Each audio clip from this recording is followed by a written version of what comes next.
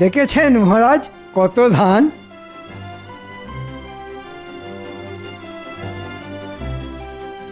আহা, দেখলেও যেন চোখ জুড়িয়ে যায়। ঠিক বলেছেন মহারাজ, এবারের মতো ফসল মনে হয় আগে কখনো হয়নি। সবই মা ভবানীর কৃপা। মহারাজ আমি সব প্রজাদের বলে দিয়েছি, ফসল যখন এবারে ভালো হয়েছে তখন খাজনাও আগে ভাগে দিতে হবে। আর আগে ভাগে খাজনা পেলে নবাবের খাজনাও আমরা সময়ের আগেই মিটিয়ে দিতে পারবো। বাহ বাহ বাহ, খুব ভালো কথা, খুব ভালো। আমি সব সময় ভালো কথাই বলি মহারাজ, কিন্তু কিছু লোকের কান ভাঙানিতে আপনি আমায় ভুল বোঝেন মহারাজ।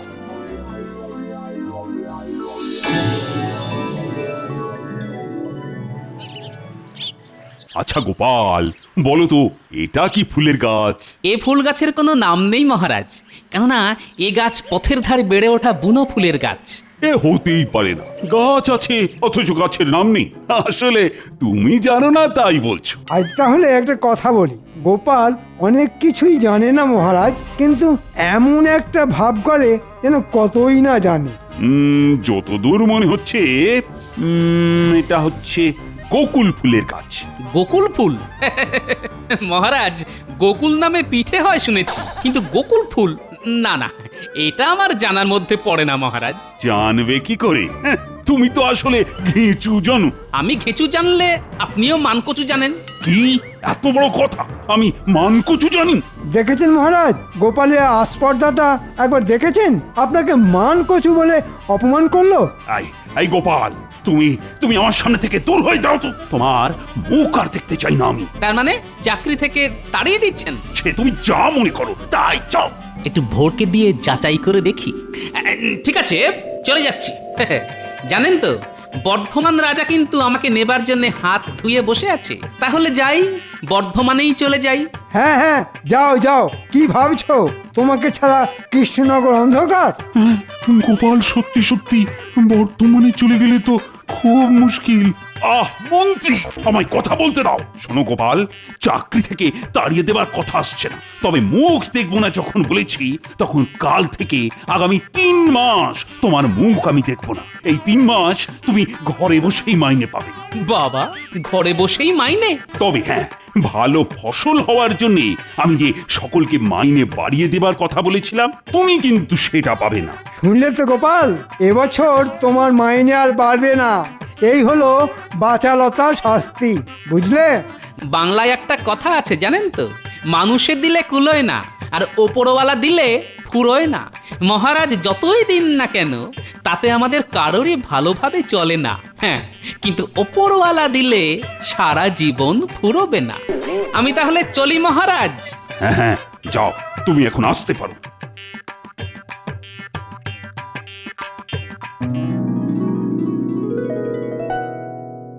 গিন্নি, ও গিন্নি, কোথায় গেলে গো? মহারাজের সঙ্গে তো বেড়াতে গিয়েছিলেন, তা এত তাড়াতাড়ি ফিরে এলে যে? আরে মহারাজ 3 মাস সবেতন ছুটি দিয়ে দিলেন। উমা, সে কি কথা গো? বলা নেই কোয়া নেই, 3 মাস ছুটি? তা কেন? তা কি করে বলবো? তা এই 3 মাস কি করবে কিছু ভেবে দেখেছো কি? কেন? খাবো দাবো আর নাতি নাতনিদের সঙ্গে খেলা করবো। দাও চাটি খেতে দাও দেখি, বড্ড খিদে পেয়েছে।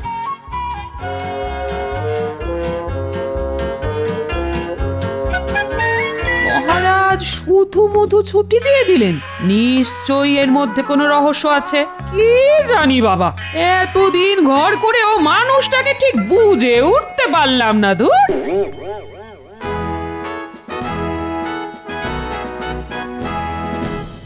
বলো কি উজির, কৃষ্ণচন্দ্র এবার আগে ভাগেই সব খাজনা মিটিয়ে দিয়েছে?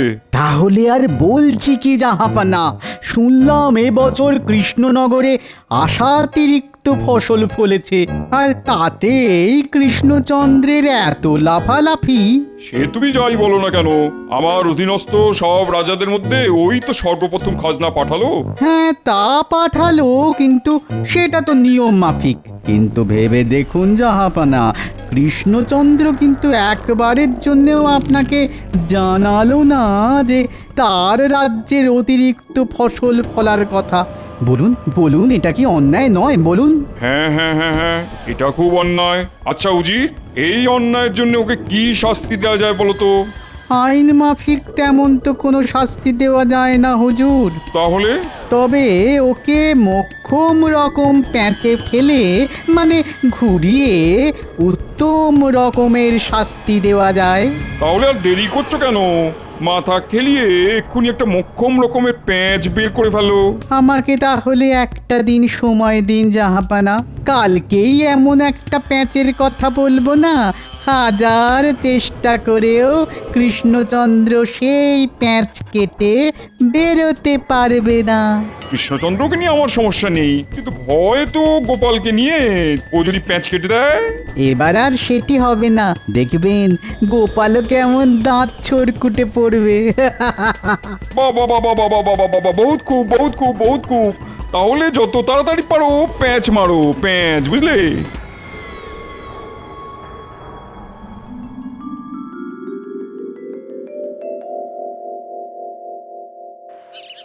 কই গো গিন্নি, আরে কোথায় গেলে? একবার এসে দেখে যাও কেমন বাজার করে এনেছি।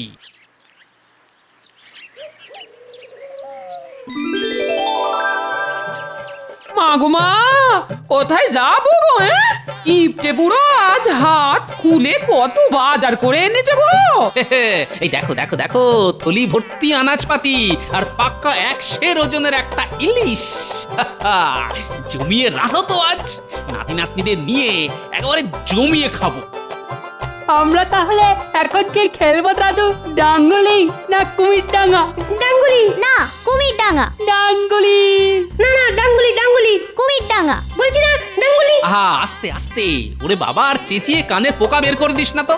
দুটো খেলাই হবে, প্রথমে কুমির ডাঙ্গা, পরে ডাঙ্গুলি। বাহ বাহ, দারুন দারুন, কি মজা। কে বয়া কে বয়া কে বয়া। কাল বললো একটা দিন সময় দিন, তার মানে আজই তো সেই দিন। কিন্তু এত বেলা হয়ে গেল, উজিরের তো পাত্তা নেই। এসে গেছি জাহাপানা, এসে গেছি। সে তো দেখতেই পাচ্ছি। তা ওই প্যাঁচের কি হলো, প্যাঁচ? জাহাপানা বলছি আসলে কি হয়েছিল জানেন? আমার এই মাথার মধ্যে যে বুদ্ধির কৌটোটা আছে না, তার ঢাকনাটা কিছুতেই খুলতে চাইছিল না। মাথার মধ্যে বুদ্ধির কৌটো, তার আবার ঢাকনা? তার ঢাকনাটা খুলছে না, এখনো আটকে আছে? না জাহাপানা, অনেক কসরত আর বিস্তর টানাটানি করে শেষমেশ ঢাকনাটা খুলেছে। খুলেছে? বহুত খুব বহুত খুব বহুত খুব। বলো বলো বলো বলো বলো, ঢাকনা খোলার পর তার থেকে কি বুদ্ধি বেরিয়ে এলো? ঢাকনা খুলতেই তার থেকে হু হু করে বেরিয়ে এলো শুধু প্যাঁচ আর প্যাঁচ, প্যাঁচ আর প্যাঁচ, আর সেই প্যাঁচের পর প্যাঁচ গেঁথে এমন একটা প্যাঁচের মালা গেঁথে এনেছি না, যা ওই কৃষ্ণচন্দ্রের গলায় ফাঁসের মতো জড়িয়ে ধরবে। শুধু কথার জাল বুনো না উজির, প্যাঁচের কথা বলো। হ্যাঁ, এইটা বলছি।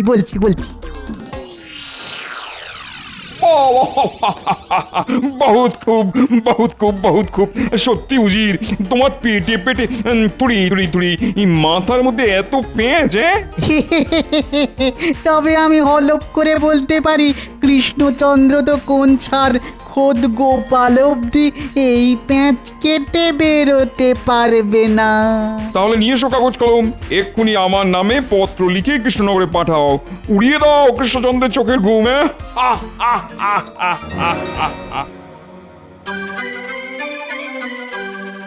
মহারাজ, আজ একটা সুখবর ঘোষণা করবেন বলেছিলেন। আরে করব এত তাড়া কিসে? আসলে মনের ভেতরটা বড্ড আনচান করছে যে। বাবা, একেবারে আনচান করছি। হ্যাঁ মহারাজ, সুখবরটা শোনার উত্তেজনায় বুকের ভেতরটা কেমন ধরপড় করতে শুরু করে দিয়েছে। থাক, এতই যখন ধরফর করছে তখন বলেই ফেলি, কি বলো? হ্যাঁ মহারাজ, বলুন। ভালো ফসল হওয়ার জন্য আমি সকলকে মাইনে বাড়িয়ে দেবার কথা বলেছিলাম, কি মনে আছে তো? আছে মহারাজ, মনে সেই কথা, এই হৃদয়ে আছে সেটা গাঁথা। তাহলে সভাকবিকে দিয়ে শুরু করি। আর সভাকবির মাইনে বাড়লো 10 টাকা। এই বাজারে 10টি টাকা, তার যে বড় দাম। কিনতে পাবো মাছ মাংস আর যে পাকা আম। সেনাপতি, রাজবৈদ্য, রাজজ্যোতিষী আর রাজপণ্ডিত এই সকলের বাড়লো 15 টাকা করে। মহারাজের জয় হোক। বিজ্ঞানী ছুটিতে দেশে গেছে, ও ফিরে এলেই ওর বর্ধিত মাইনে আমি ঘোষণা করব। মহারাজ, গোপালের মাইনে? ওর কথা এখন থাক। সেই ভালো মহারাজ। তবে আমার কথাটা এবার বলুন, কত বাড়লো আমার?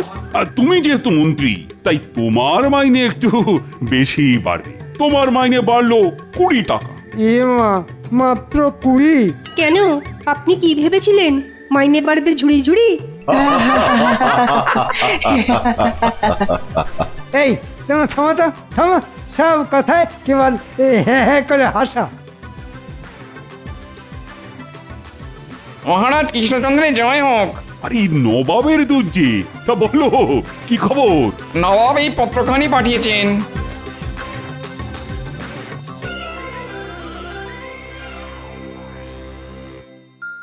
হঠাৎ করে চিঠি? কিসের চিঠি রে বাবা? এবারে তো আগে ভাগেই খাজনা পাঠিয়ে দেওয়া হয়েছে, তাই মনে হয় নবাব খুশি হয়ে এই চিঠি পাঠিয়েছেন। হতে পারে। পড়ো তো দেখি, পড়ো। কৃষ্ণচন্দ্র, আশা করি সব কুশল। বরাবরের মতো তুমি এবারেও কড়ায় গন্ডায় খাজনা মিটিয়ে দিয়েছ। এবার আবার যথেষ্ট আগে ভাগে। আমি এতে খুব খুশি হয়েছি। কি মহারাজ, বলেছিলাম না? চিঠিতে আর কিছু আছে কি? হ্যাঁ, এখনো কিছুটা লেখা আছে। তাহলে পড়ো। আমার অনেক দিনের বাসনা যে দিনের বেলাতে আমার প্রাসাদে কিছুক্ষণের জন্য হলেও যেন রাতের আঁধার নেমে আসে। দিনের বেলায় রাতের আঁধার? কি অদ্ভুত বাসনা রে বাবা। তুমি যদি খুবই স্বল্প ব্যয়ে আমার প্রাসাদে দিনে রাতের অন্ধকার নামিয়ে আনতে পারো, তাহলে অনেক ইনাম পাবে তুমি। আর না পারলে 5,000 মোহর জরিমানা হবে, আর সেই সাথে 500 বিঘা জমিও কেড়ে নেওয়া হবে, আর সেই সাথে 5 সপ্তাহের জন্য কারাবাস। হ্যাঁ, বলে কি? দিনের বেলা রাতের অন্ধকার নামিয়ে না আনতে পারলে এইরকম শাস্তি? চিন্তা করবেন না মহারাজ, চিন্তা করবেন না, ও কিছু একটা হয়ে যাবে। কিছু হয়ে যাবে মানে? বলি, লেখাগুলোর মানে কি তুমি বুঝতে পেরেছো? এই দিনের বেলা রাতের অন্ধকার নামিয়ে আনতে হবে। হ্যাঁ, তা তো হবেই। তা কি করে হবে? খুব সোজা ব্যাপার মহারাজ। প্যান্ডেলওয়ালাকে ডেকে নবাবের সমস্ত প্রাসাদের ওপর প্যান্ডেল বেঁধে দেব। ব্যাস, তাহলেই আলো ঢুকতে না পেরে দিনের বেলাতেই রাতের অন্ধকার। হ্যাঁ, কি মহারাজ, কেমন পাকাপোক্ত বুদ্ধি দিলাম বলুন? ঘিঁচু বুদ্ধি দিলে, কচু বুদ্ধি দিলে। কেন মহারাজ, খারাপ কিসের?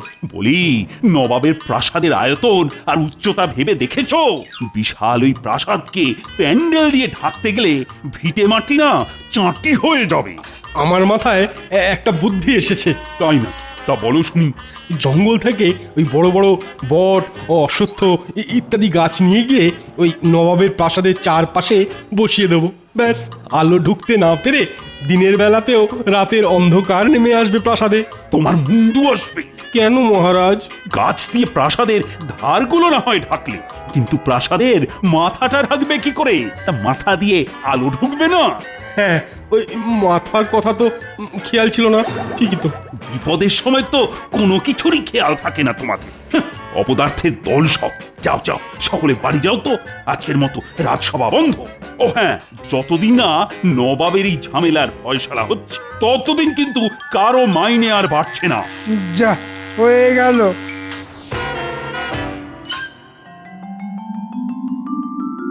নে পুটি, দেখে দেখে শিখে নে।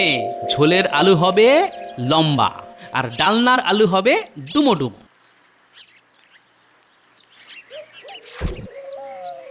উমা, এ কি করছো? তুমি আবার আনাজ কাটতে বসেছো কেন? তাতে কি হয়েছে গিন্নি, বাড়িতে বেকার বসে আছি। নাও নাও নাও, এই ওঠো ওঠো, আমি যখন এসে গেছি তখন আমায় দাও। তাহলে কিছু খেতে দাও। আলু কাটতে কাটতে বুঝলে বড্ড খিদে পেয়ে গেছে। ও, আবার খিদে? দাঁড়াও দাঁড়াও, দিচ্ছি। বলছেন কি নবাবের এ কিরকম অদ্ভুত বায়না? বায়না নয়, এ হলো নবাবের শয়তানি, যেন তেন প্রকারে আমাকে বিপদে ফেলা। এখন কি করবেন? সেটাই তো চিন্তা।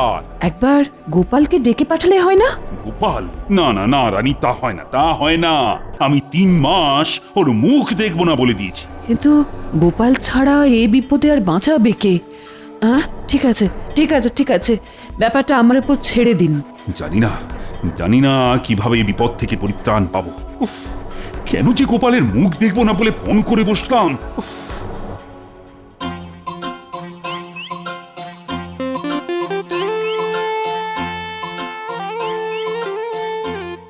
আরে রকি, খবর কি? তোমাকে একবার রাজবাড়ি যেতে হবে। ও, মহারাজ ডেকেছেন বুঝি? মহারাজ নয়, রানীমা বললেন খুব দরকার। হঠাৎ করে রানীমা ডেকে পাঠালেন কেন?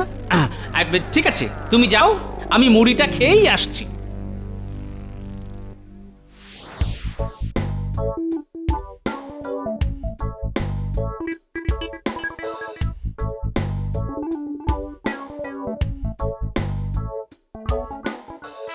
अंदर आ सकते हो? কে? हम माजी। সে না হয় বুঝলাম, কিন্তু না বলে হুট করে আমার ঘরে কেন? अब तो हमको आने बोला, তাই हम চলে এলাম। হিন্দি বলার মধ্যে যথেষ্ট গন্ডগোল আছে। আচ্ছা পরিষ্কার করে বলো তো তুমি কে, না হলে আমি কিন্তু রক্ষী ডাকবো। আরে গোপাল, আগে কিন্তু এভাবে বোরখায় মুখ ঢেকে কেন? কি করব বলুন, মহারাজ আমার মুখ দেখবেন না বলে দিয়েছেন, তাই তো বোরখায় মুখ ঢেকে এসেছি।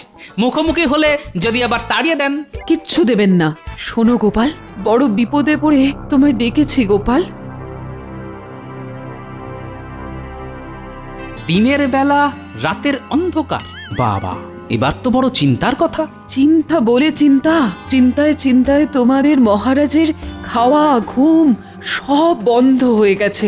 আচ্ছা গোপাল, তুমিই বলো, এবারে আশাতিরিক্ত ফসল ফলেছে বলে কত সুখে আছে এ রাজ্যের মানুষ, কত আনন্দে ছিলেন তোমাদের মহারাজ। তা থেকে যে কি রাহুগ্রাস লাগলো।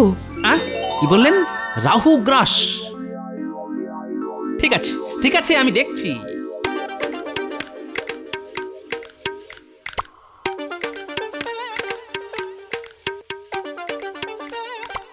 রাজ্যতীষী বাড়ি আছেন নাকি? আরে গোপাল যে, এসো এসো এসো এসো, ভেতরে এসো, ভেতরে এসো।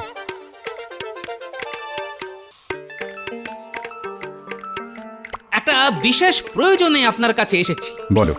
আচ্ছা, কাছাকাছি কবে সূর্যগ্রহণ লাগছে সেটা বলতে পারেন? দাঁড়াও একটু বসো, আমি একটু পঞ্জিকাটা নিয়ে আসি। হ্যাঁ,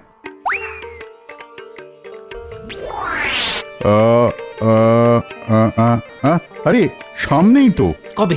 এই তো এই মাসের 22 তারিখ অমাবস্যা, ওই দিন সকাল 10:15 গতে পূর্ণগ্রাস সূর্যগ্রহণ। ঠিক আছে, আমি চললাম। কি ব্যাপার, ঝড়ের মতো এলো আবার তুফানের মতো চলে গেল, আশ্চর্য।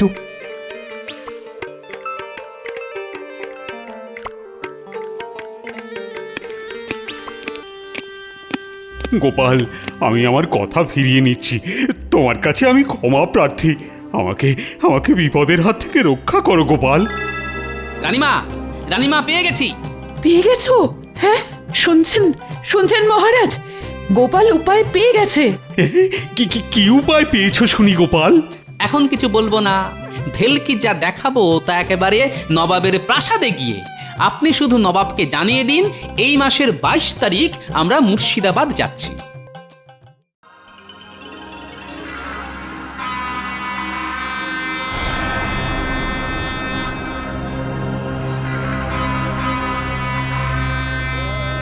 কি কৃষ্ণচন্দ্র, দিনের বেলা রাতের অন্ধকার দেখাতে এসেছো?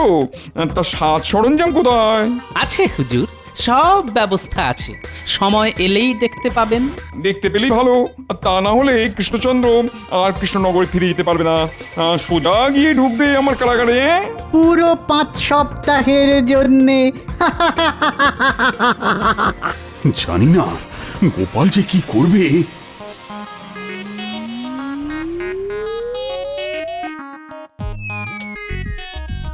আরে ঘরের ভেতরে সব অন্ধকার হতে শুরু করে দিল যে। হ্যাঁ তাই তো। আর একটু অপেক্ষা করুন হুজুর, দেখবেন আপনার বাসনা মতো দিনের বেলাতেও রাতের আধার নেমে আসবে আপনার প্রাসাদে। এ কি এই সারা ঘর তো অন্ধকার হয়ে গেল গোপাল, এটা তুমি কি করে করলে? আমি কিছুই করিনি, যা করেছে রাহু, কারণ বাইরে যে পূর্ণগ্রাস সূর্যগ্রহণ শুরু হয়ে গেছে। পূর্ণগ্রাস সূর্যগ্রহণ? কই দেখি।